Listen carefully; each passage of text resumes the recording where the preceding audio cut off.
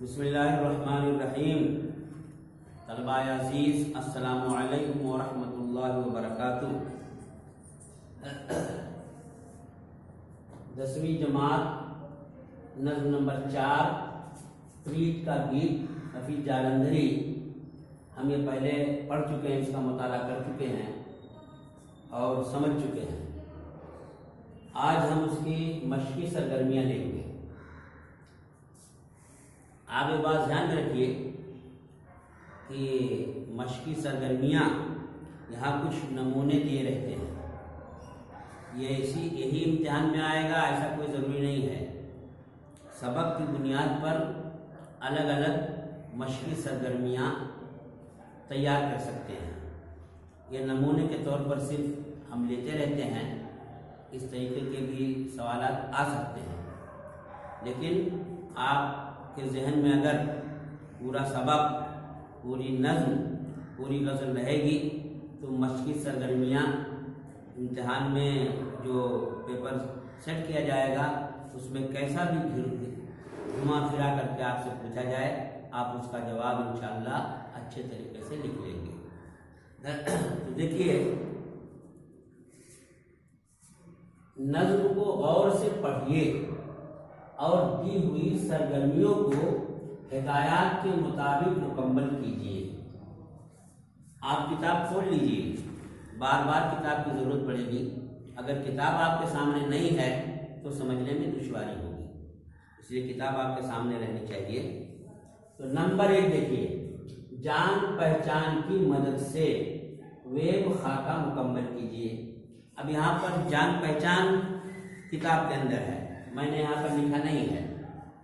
तो जान पहचान अब देखिए, आप उसकी मदद से आपको ये खाका भरने का है। देखिए यहाँ हफीज जालंधरी, असल नाम, तारीख पैदाइश, पहला शेरी मजमुआ, एडिटर। तो अब देखिए, आप देखिए, खोलिए जान पहचान।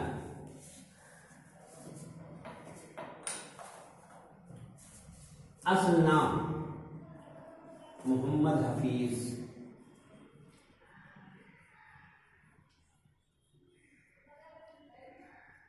मोहम्मद हफीज नाम है।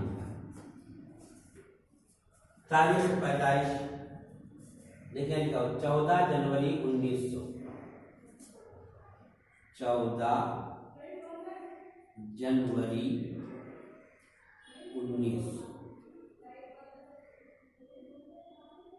14 जनवरी 1900 में ये पैदा हुआ। हो गया पहला शेरी मजमुआ। ये पहला शेरी मजमुआ नगमा जार, एडिटर। 3 रिसालों के वो एडिटर रह चुके हैं, जमींदार, नवनिहाल और मखजन।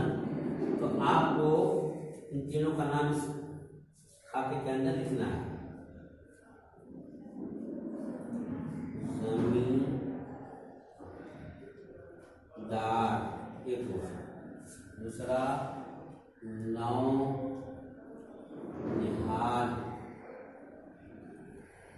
नवनिहाल, और तीसरा है मखजन।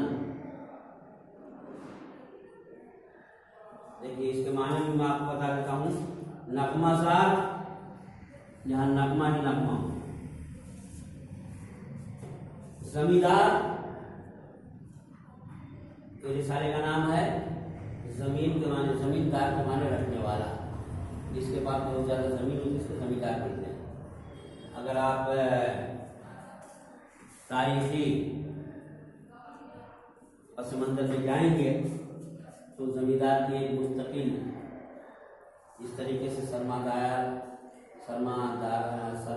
होता है, इसी तरीके से जमींदार होता है। सरमायादाराना निज़ाम ऐसी ज़माने में जमींदाराना निज़ाम था। नव निहाल, नव के माने नया, निहाल के माने पौधा, नया पौधा। नए नए जो पौधे निकलते हैं उसको नवनिहाल कहा जाता है। इसी तरीके से इस्तिआरे के माने में छोटे बच्चों को भी नवनिहाल कहा जाता है। इसलिए हमदर्द की एक दवा है नवनिहाल जो छोटे बच्चों को पिलाई जाती है। मखजन, खजाने की जगह, खजाने का मंबा, खजाने का मरकज, उसको कहते हैं मखजन, जहाँ खजाना रखा है। हो गया ये। आगे देखिए मेरा अजीजों, सिर्फ एक मैंने लिखा है यहाँ, बाकी यहाँ लिखने की गुंजाइश नहीं थी। 10-12 यहाँ पर सरगर्मियाँ हैं, इसलिए मैंने लिखा नहीं, आप किताब में देखिए। नंबर 2, प्रीत के गीत के मुरादी मफहूम को वाज़ेह कीजिए। इसका मुरादी मफहूम क्या है, इसको वाज़ेह कीजिए।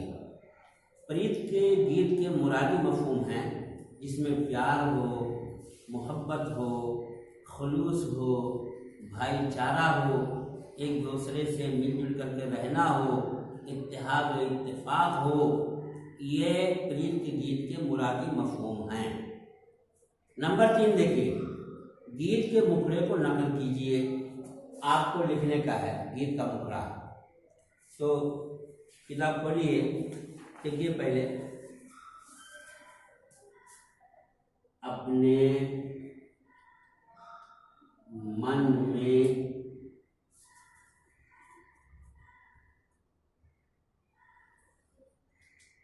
प्रीत बसा ले, अपने मन में प्रीत, अपने मन में प्रीत बसा ले, अपने मन में प्रीत। गीत का जो इब्तिदाई हिस्सा होता है, इब्तिदाई जो बोल होते हैं, उसी को मुखड़ा कहा जाता है। गोया कि इस नज्म का मुखड़ा है अपने मन में प्रीत बसा ले, अपने मन में प्रीत। ये इसीलिए बार बार हर बंद के अंदर ही आने वाला है, क्योंकि मुखड़े को हर बंद के अंदर लाया जाता है पहले शेर के तौर पर।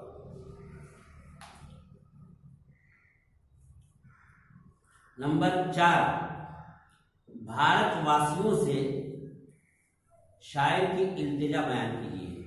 भारतवासियों, ये भारत में रहने वाले, हिंदुस्तान के अंदर रहने वाले लोग, यहाँ पर बसने वाले लोग, उनसे शायर ने क्या इल्तिजा की है। तो देखिए आप पहला बंद देखिए, शायर क्या कह रहा है।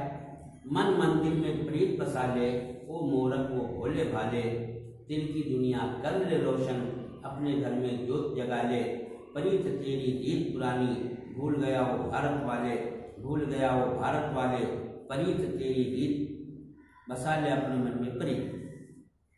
देखिए इल्तिजा क्या कर रहा है, अपने मन में प्रीत बसा ले।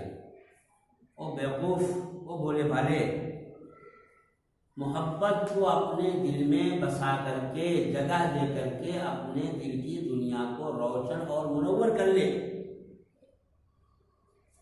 और ये प्यार मोहब्बत कोई नई चीज नहीं है, अपने बुजुर्गों का ये सरमाया है।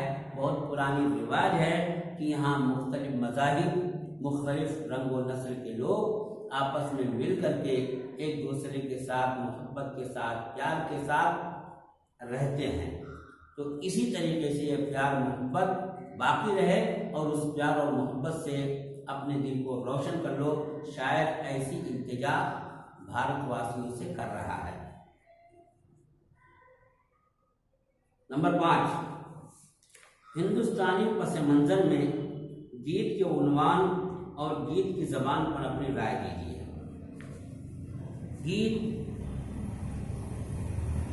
आमतौर पर निस्वानी जबान या नगमा कह लो या गाना कह लो, उसमें लिखी जाती है।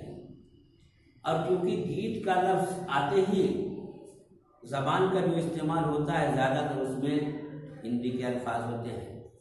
और हिंदुस्तानी पस मंजर ये है कि यहाँ पर हिंदू, मुस्लिम, सिख, ईसाई पारसी और मुख्तलिफ मज़ाहिब के लोग इस तरीके से काले, गोरे, सांवले, हर तरह के लोग, मुख्तलिफ रंग और मुख्तलिफ नस्ल के लोग यहाँ मिलजुल करके रहते हुए आए हैं।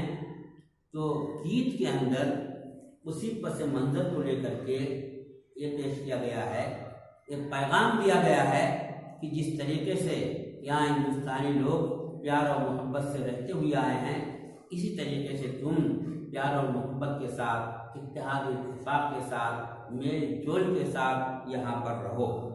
ये पस मंज़र है और उन्वान उसका रखा गया प्रीत का गीत। तो पस मंज़र के एतबार से निहायत ही मुनासिब ये उन्वान है कि मोहब्बत का, प्यार का, उन्स का, उल्फत का गीत। प्रीत का गीत का तर्जमा यह हो जाएगा प्यार, मोहब्बत, उल्फत, उन्स का गीत। तो निहायत ही मुनासिब उन्वान है। नंबर 6 देखिए, शायर के मुताबिक नफरत के मरज के इलाज और उसके मुआलिज को वाज़ेह कीजिए।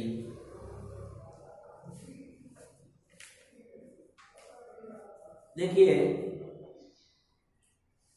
नफरत, शायर कह नफरत एक आज़ाद है प्यारे, दुख का दारू प्यार है प्यारे। नफरत एक बीमारी है, एक मरज है, उसकी दवा जो है दारू, प्यार और मोहब्बत है। यानी ये ऐसी बीमारी है कि उसके लिए गोलियां नहीं खानी पड़ेंगी, इंजेक्शन नहीं लगवाना पड़ेगा, बल्कि प्यार और मोहब्बत से पेश आना पड़ेगा ताकि वो बीमारी दूर हो जाए। तो यहाँ देखिए मैंने लिखा है इलाज, मुआलिज। इलाज कहते हैं दवा को और मुआलिज कहते हैं दवा करने वाले को।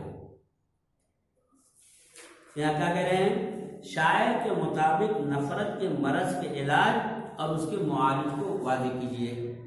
तो नफरत की दवा दारू प्यार और मोहब्बत है, और उसी प्यार और मोहब्बत को, उसी दारू को मुरादी माना लेकर के मुआलिज भी कह सकते हैं कि इसका इलाज सिर्फ प्यार ही कर सकता है, सिर्फ मोहब्बत ही इसका इलाज कर सकती है और मोहब्बत ही इसका इलाज है। इसलिए शायर ने कहा नफरत एक आज़ाद है प्यारे, दुख का दारू प्यार है, प्यार है प्यारे। नंबर 7, प्रीत के गीत से दुनिया और घर में होने वाली तब्दीली को लिखिए। देखो अजीजों, प्रीत यानी मोहब्बत, दोस्ती, प्यार, मोहब्बत, यह ऐसी चीज है कि कुरान शरीफ में बताया गया है कि अगर तुम्हारा जानी दुश्मन है, लेकिन अगर तुम उसको प्यार और मोहब्बत से पेश आए, बार बार उसके साथ अच्छा सलूक किए, वो तुम्हारे साथ बुराई कर रहा है लेकिन तुम उसके साथ भलाई के साथ पेश आते हो, तो तुम्हारा जानी दुश्मन भी एक वक्त आएगा कि तुम्हारा जिगरी दोस्त बन जाएगा। और उसकी एक दो नहीं, बहुत सी मिसालें तारीख और सीरत की किताबों के अंदर हैं कि हमारे नबी सल्लल्लाहु अलैहि वसल्लम के बहुत से दुश्मन थे, लेकिन आप बुराई का बदला भलाई से देते थे, मोहब्बत से पेश आते थे, प्यार से पेश आते थे, तो वो जानी दुश्मन जो थे वो आप पर जान कुर्बान करने वाले बन गए। तो दुनिया में प्यार और मोहब्बत की वजह से बहुत तब्दीलियाँ आती हैं, आपस में इत्तेहाद इत्तेफाक हो जाता है, एक मुल्क की दूसरे मुल्क के साथ मोहब्बत हो जाती है, एक कौम की दूसरे कौम के साथ मोहब्बत हो जाती है, आपस में एक मुल्क में मुख्तलिफ सूबों में रहने वालों में इत्तेहाद इत्तेफाक पैदा हो जाता है। और जब इत्तेहाद और इत्तेफाक होता है तो कोई भी कौम तरक्की करती है। अगर आपस में फूट हो, नफरत हो, झगड़ा हो, फसाद हो, तो ऐसी कौमें तरक्की नहीं कर सकती हैं, वो अपने झगड़े फसाद के अंदर लगी रहती हैं। इसी तरीके से घर है, घर में अगर वो जॉइंट फैमिली है, मुश्तरका ख़ानदान है, तो कई भाई होंगे, उनके बच्चे होंगे, माँ बाप होंगे, अच्छी खासी तादाद होगी घर के मेंबरान की। अगर वो लोग आपस में मिलजुल करके कोई काम करते हैं, मेल मोहब्बत के साथ रहते हैं, तो घर का माहौल नहायत ही खुशगवार होगा। इसी तरीके से अगर बिल्कुल छोटी फैमिली है, मुनफरिद खानदान है, मियाँ बीवी और 1-2 बच्चे हैं उनके साथ, मियाँ बीवी में मोहब्बत है, प्यार है, तो वो प्यार और मोहब्बत बच्चों के अंदर भी मुंतकिल होता है, वो भी प्यार मोहब्बत से रहते हैं। तो मियाँ बीवी मोहब्बत से हैं, बच्चे मोहब्बत प्यार से रहते हैं, तो चाहे छोटी फैमिली हो या बड़ी फैमिली हो, छोटा ख़ानदान हो बड़ा ख़ानदान हो, घर का माहौल नहायत ही खुशगवार हो जाता है। बल्कि आप ये कह सकते हैं कि घर जन्नत का नमूना बन जाता है। तो ये तब्दीलियाँ वाक़ई आती हैं। नंबर 8, शायर ने गीत में जिन ख़दशों का इजहार किया है उन्हें तरतीबवार बयान कीजिए। देखो, आप किताब खोल लीजिए, नज़्म देखिए कि शायर ने नफरत, शरपसंद लोग फैलाना चाहते हैं, नफरत फैलाना चाहते हैं, तो जीती हुई बाजी आदमी हार जाता है। इसी तरीके से आदमी के पास जब वक्त रहता है तो मेल मोहब्बत का माहौल बना सकता है, लेकिन वक्त चला जाए तो मेल मोहब्बत का माहौल वो बना नहीं सकता है, सब आपस में फूट पड़ जाती है, और वक्त जब गुजर जाता तो कोई काम होता नहीं है। इसलिए देखिए, शायर कह रहा है नफरत का उसने जिक्र किया, फिर दारू प्यार का जिक्र किया, फिर हार और जीत का जिक्र किया, फिर उसके बाद बाजी का जिक्र किया है, फिर उसके बाद वक्त का जिक्र किया, वक्त बीत ना जाए। ये तरतीब के साथ सब शायर ने बयान किया। नफरत है, हार है, जीत है और वक्त है, जल्दी करना। शायर ने कहा कि वक्त गुजर ना जाए, जल्दी करो, वक्त गुजर जाएगा तो फिर काम बनने वाला नहीं है। नंबर 9, गीत के पसंदीदा बंद के मफहूम को मुख्तसरन लिखिए और पसंदीदगी की वजह लिखिए। इसको अच्छी तरीके से समझ लीजिए। गाइड वगैरह में कोई बंद लिखा होगा, किसी गाइड में कोई और बंद लिखा होगा। सवाल पूछने वाला आपसे क्या चाहता है? आपको जो बंद ज्यादा पसंद हो वो बंद लिखिए और उसकी पसंदीदगी की वजह लिखिए कि क्यों आपको पसंद है। मिसाल के तौर पर मैं आपके सामने पेश कर रहा हूँ कि मुझे दूसरा बंद ज्यादा पसंद है।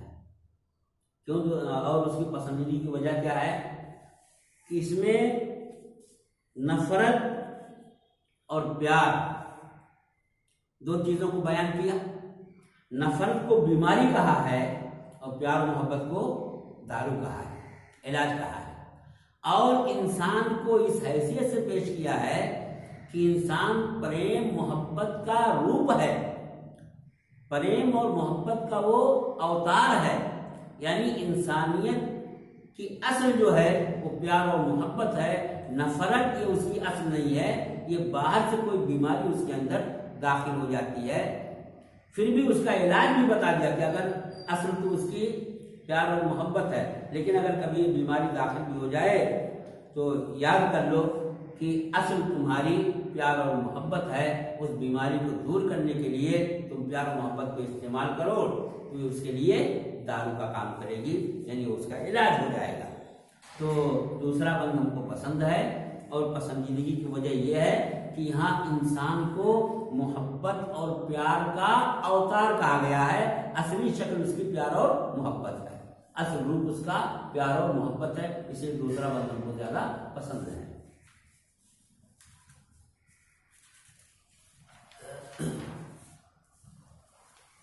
नंबर 10, नज्म से 5 हम सौती अल्फाज तलाश करके लिखिए। अच्छी तरीके से सवाल समझ लिया कीजिए बच्चों। सौत के माने होते हैं आवाज। देखिए, सौत इसके माने आवाज, आवाज। हम सौती, हम सौती, ये सूत नहीं पढ़ने का, सौत पढ़ने का। सौत के माने आवाज हम सौती एक जैसी आवाज, जैसे बीत, आखिर में ता एक जैसी आवाज निकली ना, मीत एक जैसी आवाज निकली, प्यारा, न्यारा एक जैसी आवाज निकल रही है। तो हम सौती का मतलब ये है कि एक जैसी आवाज निकले। मसलन बसाले, भाले, देखिए आप इसमें बहुत से मिलेंगे, बसाले भाले, रीत प्रीत,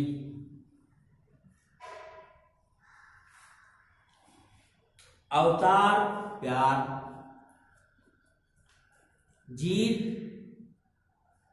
बीत, एक जैसी आवाज निकलने वाले अल्फाज, बीत प्रीत चीत बीत, ये सब एक जैसी आवाज निकल रही है, तो इसको हम सौती आवाज कहा जाता है। ऐसे देखिए किसी चीज का काफिया अगर अलिफ हो, काफिया किसी चीज का अलिफ हो तो अलिफी काफिया को से अच्छा में आना चाहिए, लेकिन कभी कभी आखिर में हा आ जाता है, तो जैसे अलिफ पढ़ा जाता है वैसे हा भी पढ़ा जाता है, तो उसको कहते हैं सौती काफिया है, यानी दोनों की आवाज एक जैसी निकल रही है, हालांकि हकीकत में ये काफिया नहीं है। मिसाल के तौर पर ये देखिए दाना, कलमा, दाना, दोनों एक ही जैसी आवाज निकल रही ना, तो ये अलिफ अगर किसी गजल का काफिया है तो ये काफिया नहीं है, लेकिन इसको भी चला देते हैं क्या कह करके, सौती काफिया।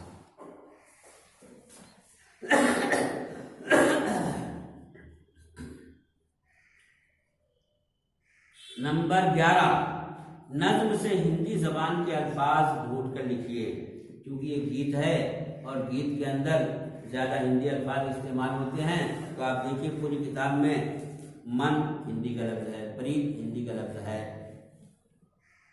मंदिर शायद उर्दू का लफ्ज है, मोरक ये हिंदी का लफ्ज है, रीत हिंदी का लफ्ज है,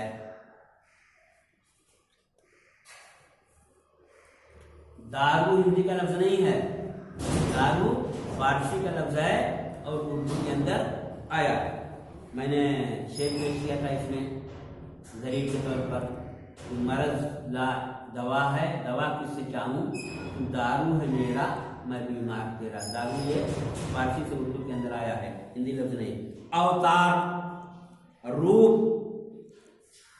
जीत, बीत, ये सब हिंदी अल्फाज हैं। अक्सर बेशतर जो है पूरी उसमें जोत, ये सब हिंदी के अल्फाज हैं। नंबर 12 देखिए, नज्म से मुतजाद अल्फाज की जोड़ी तलाश करके लिखिए, यानी मुतजाद कहते हैं एक दूसरे की जिद, तो नफरत इसकी जिद है प्यार, हार इसकी जिद है जीत, प्रीत तेरी रीत पुरानी, भूल गया वो भारत वाले, इस शेर की रोशनी में भारत की किसी एक रस्म को लिखिए। पूरी नज्म के अंदर किसी एक रस्म की तरफ इशारा नहीं किया गया है, खाली ये बताया गया है, पैगाम दिया गया है कि प्यार और मोहब्बत के साथ भारतवासियों को रहना चाहिए। अब वो किस तरीके से रहते हैं वो हमको मालूम है। शादी ब्याह का मौका आता है तो हम उनको दावत दे देते हैं, वो हमको दावत दे देते हैं। कोई उनका त्योहार आता है वो हमारे पास चूड़ा लड्डू वगैरह भिजवा देते हैं। ईद का मौका आता है तो हम उनके पास शीर खुरमा वगैरह भिजवा देते हैं। किसी रस्म की तरफ यहाँ इशारा नहीं किया गया है, बल्कि बहुत से मौके आते हैं। अभी तो बाकायदा प्रोग्राम होता है, इफ्तार पार्टी होती है, ईद मिलन का जलसा होता है। तो ईद मिलन, ईद हो गई है, अब ईद मिलन का जलसा करते हैं, उसमें मुख्तलिफ मज़ाहिब के लोगों को बुलाते हैं, हर एक कुछ न कुछ बयान भी करता है और यही कौमी यकजहती का पैगाम लोगों के सामने प्यार और मोहब्बत का देता है। इस तरीके से इफ्तार पार्टी में बुलाते हैं लोगों को। इफ्तार तो अब कभी वो गैर मुस्लिम लोग मुसलमानों को इफ्तार पार्टी देते हैं। हालांकि वो रोज़ा नहीं रखते हैं, लेकिन टोपी लगा करके, दस्ती बांध करके, बड़े अदब एहतराम के साथ बैठ करके और मुसलमानों के साथ इंतज़ार करते रहते हैं। जब इफ्तार का वक्त होता है तो मुसलमान शुरू करते हैं तो वो भी शुरू करते हैं। ये सब एक दूसरे से मिलजुल करके रहने की मिसालें हैं। नज्म के दूसरे बंद के मफहूम को अपने अल्फाज में बयान कीजिए। मेरा चीज़ों, मैंने पहले ही आपको बता दिया है कि नज्म का दूसरा बंद ज़्यादा मुझे पसंद है, और उसकी पसंदीदगी की वजह यह है कि इसमें इंसान को प्रेम अवतार कहा गया है, यानी मोहब्बत का रूप कहा गया है, मोहब्बत की शक्ल कहा गया है।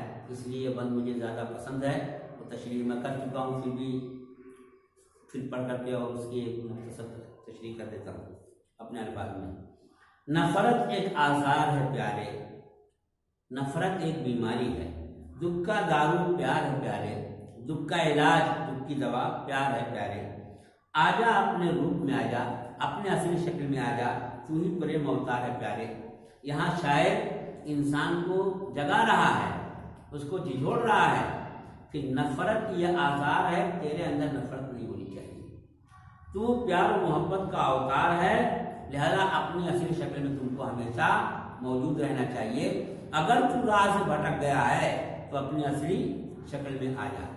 ये हारा तो सब कुछ हारा, मन के हारे हार है प्यारे। ये अगर हार गया, यानी नफरत तेरे अंदर आ गई, तो तेरा मन चला गया। जैसे अल्लामा इकबाल ने कहा है मन के ताल्लुक से, अपने मन में डूब कर पाजा सुराग जिंदगी, तू नहीं बनता है मेरा न बन, अपना तो बन। तो मन अगर तेरा गंदा हो गया, उसमें मोहब्बत के बजाय नफरत आ गई, तो अपने असली रूप से तू हट गया, तो अपने असली रूप में आ जा।